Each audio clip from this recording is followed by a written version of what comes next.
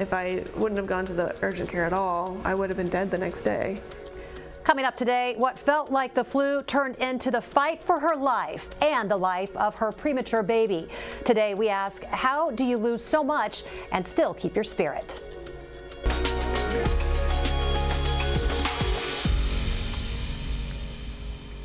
Good morning, I'm Jessica Lovell and welcome to the Morning Medical Update. They say marriage is to have and to hold, for better, for worse. The couple you're about to meet redefines what it means to keep your wedding vows.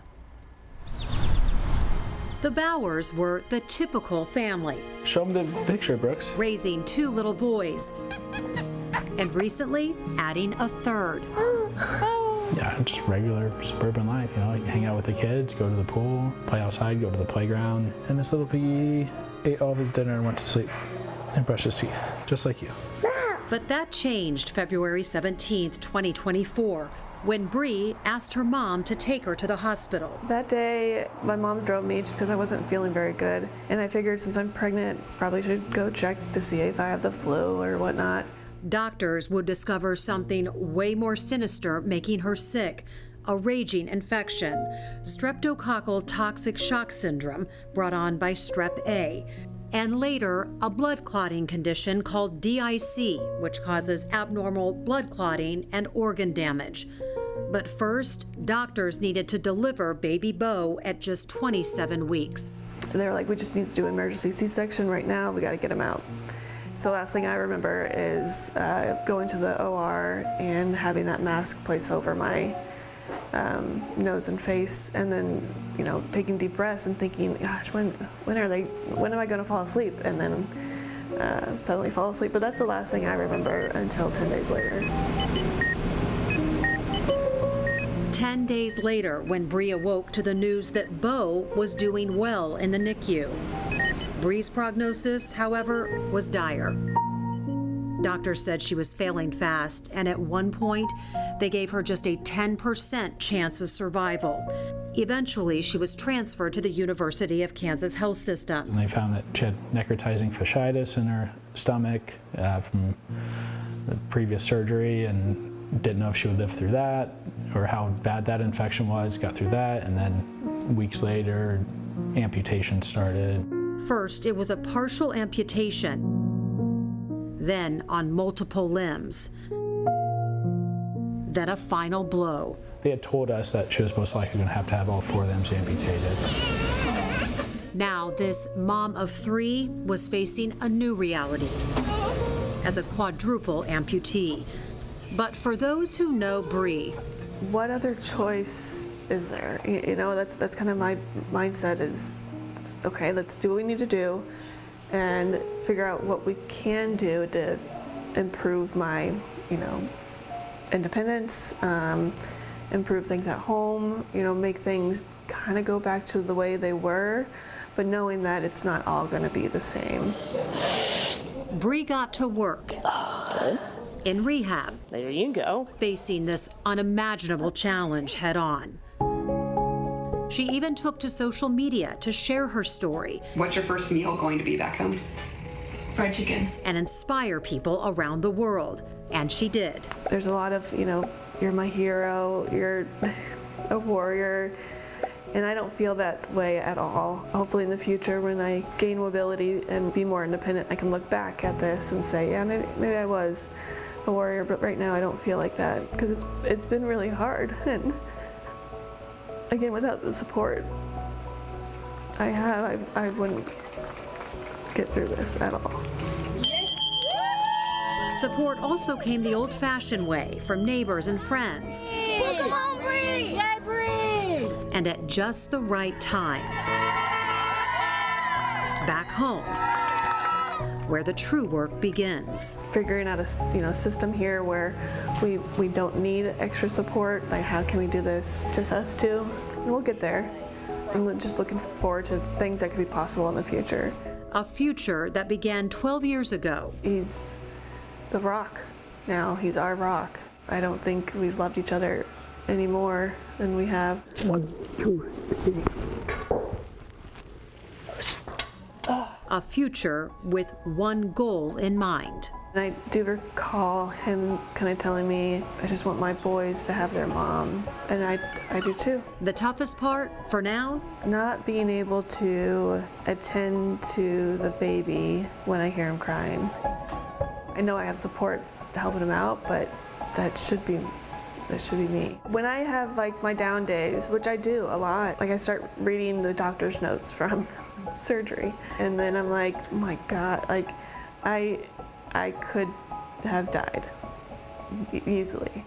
And so you start appreciating things a little bit more, but also work on yourself, to get better. And we are so glad to have Brie alongside her husband Reed Bauer with us in studio today. Good to have you both. Thank you. Thank you for being here. Brie's care team is huge and involved a lot of different specialties. There's simply no way to include every member on our program here this morning, but representing her medical care is Dr. Chase Hall. He is a pulmonologist and critical care physician with the University of Kansas Health System. Hello. Hi. Good to have you. Representing different surgical teams is Dr. Julia Slater, medical director of the Burnett Burn Unit. Again, just two faces representing a huge effort to care for Brie, and we're just so glad you're here, so thank you so much. And we're going to meet two more people who helped care for Brie during her journey here at the health system in just a moment. But Brie, I just want to start with you, of course, how you're doing. I understand you're on daily dialysis. Now we've gotten dialysis 4 days a week, and actually we can do it at home now, which is wonderful. That's been a big help. Mm-hmm. How is Bo? Bo's doing so good.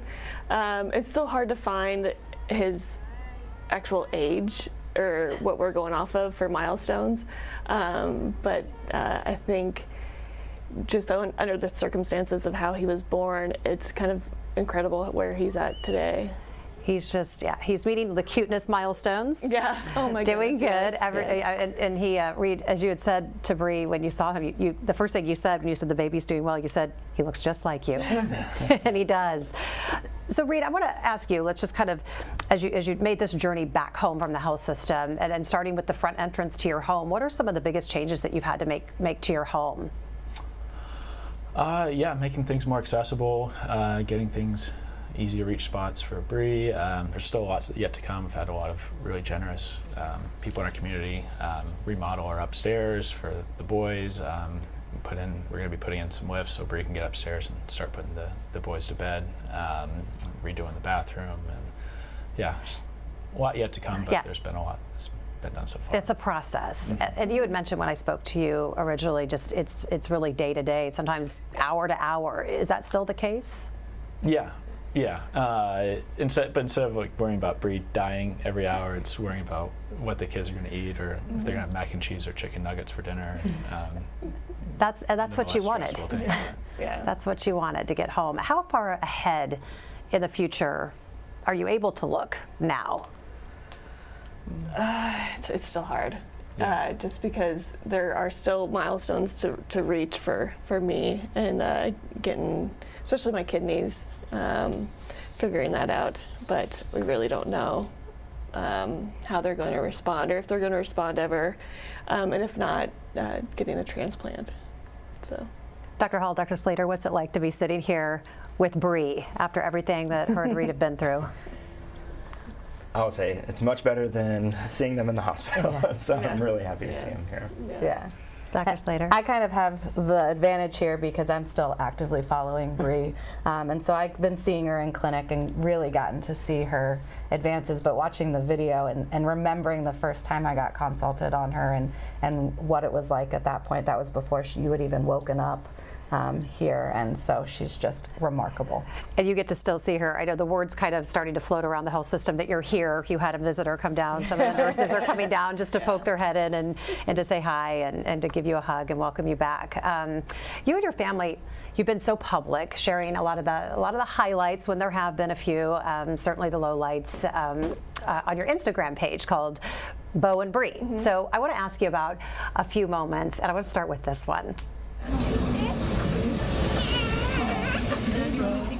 So you were still in the ICU when you first got to see and touch Bo. You said that you so badly want to hold him in your hands. What do you remember this moment being like for you? You know, I couldn't even see him. So it was really, really hard. And then Reed took out his phone and kind of turned it in a way where I can see him. And that meant a lot. But everything at that time was so hard to absorb emotionally. But just knowing that he was here, you know, that physically, you know, he was okay, that's just what meant a lot to me. And it was just hard to truly wrap my head around the whole thing. But you had this team of people taking care of this little guy. Yeah. Reed, what do you remember about being there next to her? I mean, it was great to have them in the same room together. I mean, not lost on us is also the NICU team that took care of Bo. I mean, we wouldn't. That's a whole another team and effort, and all of those nurses and doctors were absolutely amazing, and made it a lot easier to be with Brie, knowing that he was in such good hands as well in the NICU. So we've mentioned Bo, but you're also the mother and father of 2 other little boys. I love this photo. Me too. How did you talk with them about what was happening? Reed, what do you remember those conversations, bringing them up to the hospital? I told him Mommy was sick and not feeling well, and just kind of go with the flow. They haven't really blinked an eye. It's still their mommy, and yeah, they're going with it. They still want to crawl in bed and give her hugs and jump on her probably more than they should. And but yeah. But she could take it. You'll take it. Yes. What have they asked any questions? I mean, do you just answer them as they come up and answer in the best way you know how? Yeah, it's pretty straightforward with them that Mommy got sick and had to lose her hands and legs, and then they're on to, you know, can I have a snack, and you know. Just the other day, our oldest, he caught the picture of my arm kind of starting to turn black, just the picture of it, and I didn't mean to have him see that, and he was like, "Mommy, is that your arm?" And I'm like, "Yeah, buddy, that was my arm. It got really sick." And he's like, "Okay." It just, you know, takes it like that. On that note, Dr. Hall, can you explain the 2 main problems that Brie was facing, STSS and DIC? What is that, and what are those? Yeah, so streptococcal toxic shock syndrome. So this is a severe infection caused by group A strep. It releases toxins that cause multi-organ failure, and profound hypotension, requiring lots of fluid, pressors to keep the blood pressure up. But you know, your kidneys can fail, liver, lungs, basically all organ systems can be involved. There was a lot going on. It's hard to pinpoint exactly the moment in which this strep infection came to be, but why would this happen? Yeah, that's a great question. So maybe about 5% of adults carry streptococcal just in their throat and skin. And during pregnancy, you may be at higher risk of getting invasive group A strep infections, but it's not entirely clear. It could be possibly part of the strain, more virulent strain that may have been carried, or just some of the immunosuppression that goes along with pregnancy that may put people at risk. Explain DIC. So DIC is basically where this infection stimulates your immune system dramatically, and this can cause other things to go haywire. So your clotting system basically starts to overactivate. You get lots of clotting that's occurring in the vessels and organs, and then you consume all your clotting factors, and then you end up having bleeding in addition to that. So you have both clotting and bleeding that's inappropriate that's occurring. So on this program, of course, we like to empower the audience, you know, with healthy habits or things that they can watch out for. Does that apply with this infection? Well, I mean, of course, healthy habits are always good, but they're not necessarily going to prevent a person from getting this infection. So there's a photo on Brie's Instagram, partially blurred, that shows Brie's black feet. Dr. Slater, explain why Brie needed so many amputations. I think it's just a sign of how remarkable the body is. The body knows that you're really sick and there's not enough blood and not enough blood pressure to get that blood to all the organs and all the parts of your body, and so it picks what's the most important to keep you alive. And so in this instance, it kind of shunted or stopped the blood from going as well to her hands and to her feet so that it could keep her kidneys, her liver, her heart, and her brain alive, keeping her alive. So between not having enough blood flow to her extremities, and then also once the DIC started and you get clotting in the small vessels, then there's just no return of that blood flow to those extremities. Can you give us an idea of how many different teams needed to be involved in this case? Oh my gosh, so many. I mean, just on the surgical side, all the anesthesia teams, you had 3 different orthopedic teams taking care of you, vascular surgery, the emergency general surgery team, and then our burn team taking care of you. That's just the surgery side. I'm sure you have a better idea of the medical. Yeah, I mean, the medical side, you had most of the ICU doctors are critical care doctors and pulmonologists, so we can manage the respiratory failure and all the other things going on, but we also had infectious disease doctors, hematologists, huge nursing staff taking care of the physical therapists, speech pathologists, the kidney doctors. Yes, there's just so many people involved. And all communicating, I would imagine, with you, Reed, in the initial phases. What was that like for you, trying to keep track of all of these people taking care of your wife? It's a bit of a crash course. Yeah, it was confusing, but they were all great and answered our questions and explain things again and again and again, and yeah, it was, all right, Brie, well supported. There was a moment when you were still in the ICU that you got a chance to go outside and get feel the sun on your face and get some fresh air. You remember this video? I do. I remember exactly. And then within 5 minutes of being outside, I was like, it's really hot. Like, let's go back in. Get the sun and get out of there. Yeah. Well, we want to go back out a little cooler this morning. We want to go out to the same courtyard where we find Casey Pickering. She is, they are nurse manager out on Unit 65, one of our IC units. Also Holly O'Brien, chief nurse anesthetist. Again, 2 people representing just a massive care team. Casey, you've seen a lot over the past 4 years. We spoke to you a lot over COVID. I know that took a big toll on you and your staff.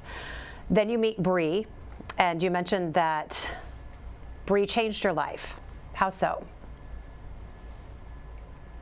Yeah, gosh, so I think the first thing, when you were asking about the team, so at the peak of her teams, there were 27 services and consults that were managing her team. And so that was like a level of complexity we had never experienced ever. So, I mean, it's multifactorial. I think professionally, she challenged so many of us to think bigger, to be better collaborators with our peers, and to do things differently. Like a lot of us, I don't think had ever seen an advocate. She's such a fierce advocate for herself, and the way that she did that made us think differently. And you know, why can't we go from IR straight to the OR? And then when we collaborate with people, you know, like Holly and our nurse anesthetists and anesthesia and OR teams, like, oh yeah, we could do that. That would be better for the patient. And so we thought differently every day. And then, you know, Dr. Slater was talking, coordinating, you know, she had 3 different surgeons for her 4 extremities, and you know, trying to keep everybody on the same page and keep the family informed and all of those things, that just, it was a different type of challenge, you know. And most of our patients in the medical ICU that are complex, they have maybe 5 or 6 different service lines. And again, her peak was 27 with service lines and consults. So professionally, just changed me to be better and to do better for our patients and collaborate with our teams in a different way. And personally, I don't think there's enough time here to talk about personally how she changed me or made me better, but it's tremendous, and I'm grateful every day. Brie, what's it like to see Casey standing out there where she took you those many months ago? Casey kept me alive. They did everything that we had asked for. Small, big, weird requests. They were there. And we don't have to talk about all of it. Yeah, right. To the weird. Yeah. To the weird, yeah. And looking back, you know, you would think I would have horrible thoughts, but having Casey there truly kept the stay comfortable, and as if the unit and the team like family to me, and that meant a lot. Do you remember when they came to you and said, I'm going to roll you outside, it's time to get you outside? Yeah. You know, I know they made sure it happened, and I think I just felt comfortable, like, yeah, they're going to make it happen. And it was really nice. It was just really hot that day. Yeah. Holly, what was it like caring for Brie from your standpoint? What did it mean to you?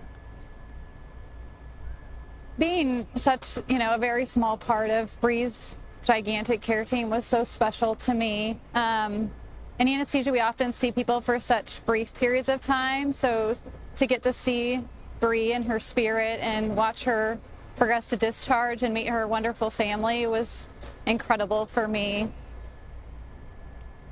And Casey mentioned complex medical cases, part of the job. Holly, from your medical standpoint, what made this challenging? I mean, I think what made it challenging also made it amazing.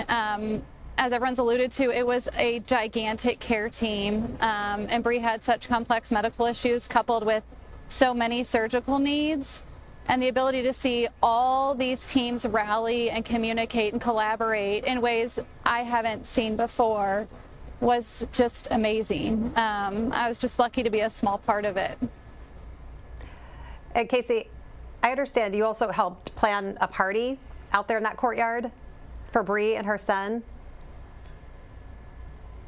Yeah, so yes, it was very hot that day, but that's actually why we were coming outside, was a quick venue check, because that's the key to every good party, is like making sure it's a good venue. So it had been one heck of a week for her, and we had been planning this party for her son for a few weeks and picking out superheroes and things, and so we were just trying to find the best spot. So despite it being a very hot day, the party was the next morning, so I was like, let's just go out.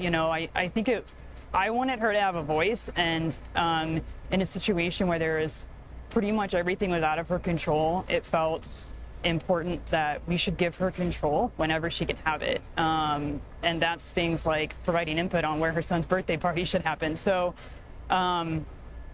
that was what led to, let's take her outside. What do you think of this space? Would this suit you? And what else could we change if this doesn't suit you? And yeah, it was quick, and she pulled her shirt down to feel a little sun, and I can remember she was like, yeah, I'm hot, and I'm like, let's go back let's go back inside, because honestly I was hot too. I was very hot myself, so it all worked out.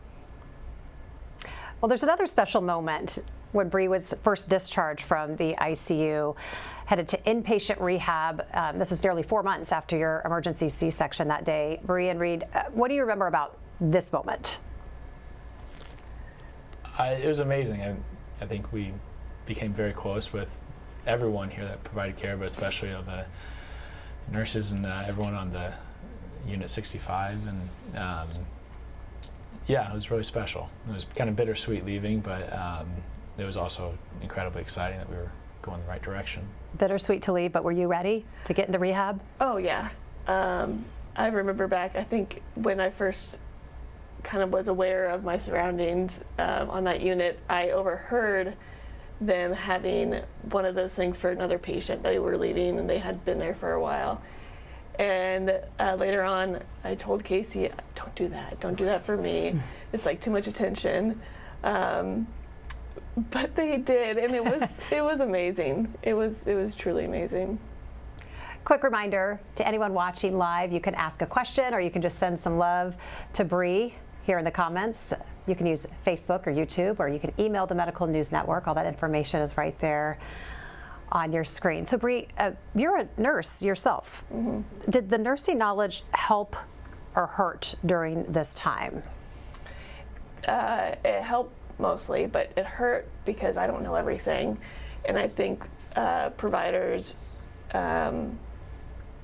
didn't know that, and so they may not have explained things to the extent, and I didn't say anything because I just was like, but really I may not have known what they were talking about. But I understand you called rapid response on yourself? I just, there was one afternoon I was kind of declining, just in my mind, I started hallucinating, and I think it was hard for that nursing team to really recognize, and so I don't know if they had enough information to call a rapid themselves, but I knew as a nurse patients can call their own rapid response, so I said, let's do this. So I first met you, I want to show some video because I first met you during your therapy session in inpatient rehab. You were working hard, learning how to use your residual limb, your prosthetic arm. Do you feel like you were making progress when you look back at this moment to where you are now? What was the progress being made in those moments? With the I think like manual or mechanical prosthetic, very odd. There's a lot of limitations to it, but they made it fun. They knew I really liked games, and so that's what we did. And Reed, you were bedside for quite a while when I first walked in. I actually thought you worked here because you were helping kind of jerry-rig kind of a way for Brie to hold her phone. And I mean, you could just hold the phone for her. Why was it so important for you to make sure that she could hold the phone herself and communicate on her own? I don't know. I mean, because I don't want to hold it forever. Yeah, she's an independent person and she's capable, and yeah, I mean, she maybe needed a little help to get started with certain things, but then she can pick it up and get things going. And the rehab team's another incredible team that isn't represented here, but was incredible. And she was needing help just to sit up in those videos, and now she doesn't need any help. She's sitting on her own. Making progress. So let's fast forward to June. Another great moment. You were able to leave. You were ringing the bell. Oh yeah. Do we have the bell? There we go. And you had your new prosthetic. Yes. That one was the first prosthetic we have, and then we're now in the works of getting the bioelectric. Yeah. So this is a milestone. You're leaving rehab finally. Just a really special moment, leaving our place and heading back home to your neighborhood. Yeah, that's all I wanted to do, was go home and see my boys daily. But when I got there, the boys were like, "Hi, hey," you know. It wasn't a crazy running up, you know, "We missed you so much" kind of thing. Were you surprised by this homecoming? Reed, did you know this? Did you guys know this was coming? We picked up hints and kind of tried to dodge it and keep it a little more low key, but it was amazing seeing all the support from our neighbors, and we still see signs in our neighbors' yards supporting Brie, and yeah, it's really incredible how many people have shown their support for us. And you're getting support from thousands of people who are following you online. Why was it important to be so open on social media?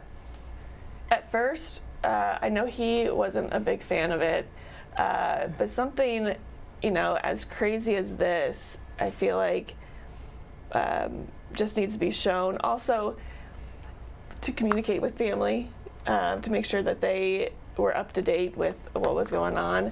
But then it turned into this whole other thing where it brought light to others, just seeing my progress and making sure I was okay. So we've shown some of these highlights here this morning. We know there are dark times. How are you getting through it? What's your mindset? That I'm here.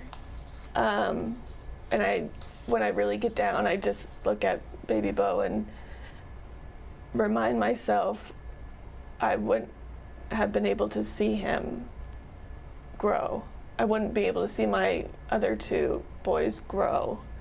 Because there are times where it's like, gosh, I feel like such a burden. And I know everyone worked really hard to get where I'm at today. So I just have to kind of push through and keep going. And in rehab, they showed me things that I never thought I could do. So I really enjoy going to that. And what has Reed meant to you during this time? Oh my God, everything. He's done everything. I don't know. I really don't know what I'd do without him. And whenever he picks me up, I'm always scared his back's gonna go out. And I'm like, no, that can't happen. We have to keep this going. Our we have kind of a schedule, kind of a step-by-step thing each morning, but it's him going back and forth with me and the kids and everything else. But he's my everything. What are you looking forward to, Reed? What's a milestone that when you think, I can't wait till we get to that day? There's a lot. I mean, I think she has a lot in front of her. She's come a long way. There's a lot of them. I think just every day that she gets better is a milestone. So I don't know if there's one specific one. There's no end date. I think she's just going to keep getting more and more independent and do amazing things. Let's get to some questions and some comments from our viewers this morning, and Jill has one. There are no words to describe the resilience that Brie is living. Her name should become the new definition. It's clear to see the impact that she has on others. I love her smile. What a sweet family. Stu wants to know, there's a lot to focus on what Brie has lost. Do you feel like you've gained anything? A perspective of life, of taking things for granted, and it's hard to look back at photos of what it was like, and just the worries I had that day on February 14th, just going to the urgent care. I was like worried about something I had to do for work, or what I was going to get at the grocery store the next day, and then just this happened. And how things like this can just happen in seconds. I don't wish this upon anyone, but to know that we're not all safe and to take every day as a gift, make sure you hug, your loved ones a little tighter each day. Another question is, has Brie met with any other limb loss survivors? Mm-hmm. Any advice that has gone back and forth? A lot through Instagram. And I think they know that there's times where we can talk, but right now I haven't really dove into specific conversations. They just know that they've said we're here whenever you're ready to talk. And so it's nice to have that. Amy wants to know, she says, Brie has become kind of popular in a sense, not in a way you'd want to be, but is it difficult kind of managing this weird sense of, kind of this local fame? You kind of now be, you're being interviewed by local news and national news, but you're also trying to recover and rehab and just do what you want to do, which is be a mom. Yes. I don't really recognize the popularity very much. Just because it's cameras and it's not people. And with Instagram, I would have never put myself out there like we do today.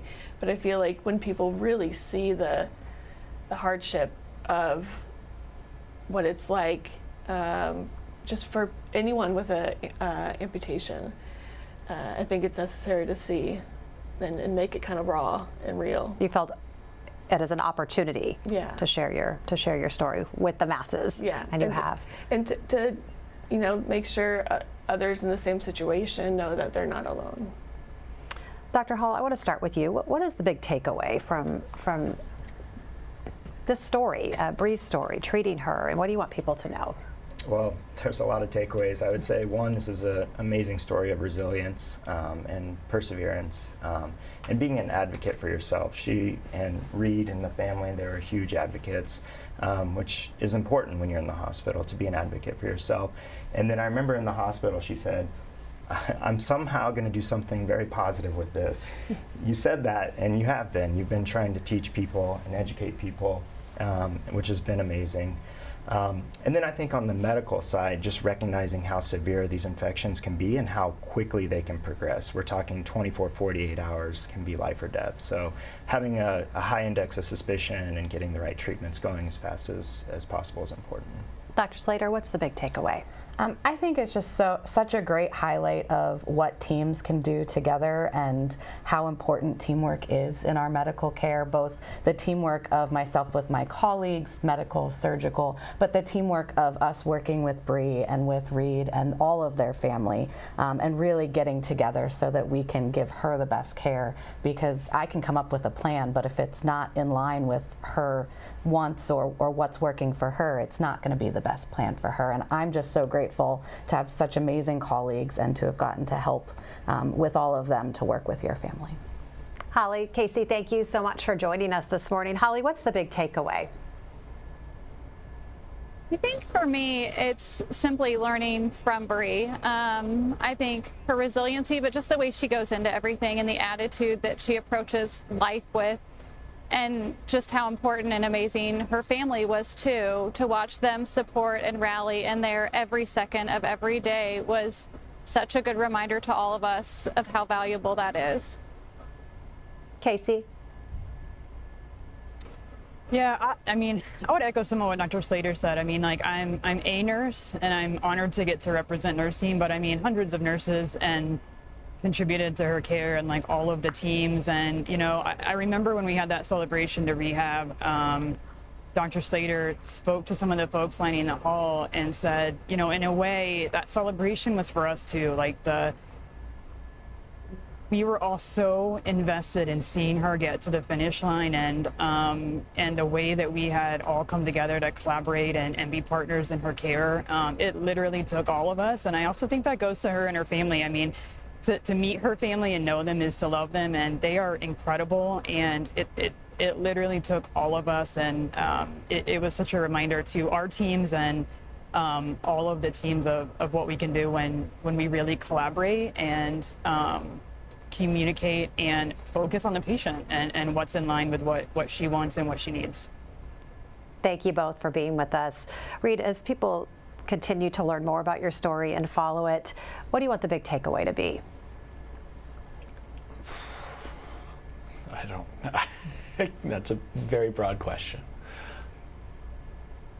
Brie, what do you hope people take away from your story so far? I hope that the takeaway is endless, that there's no specific takeaway truly, that people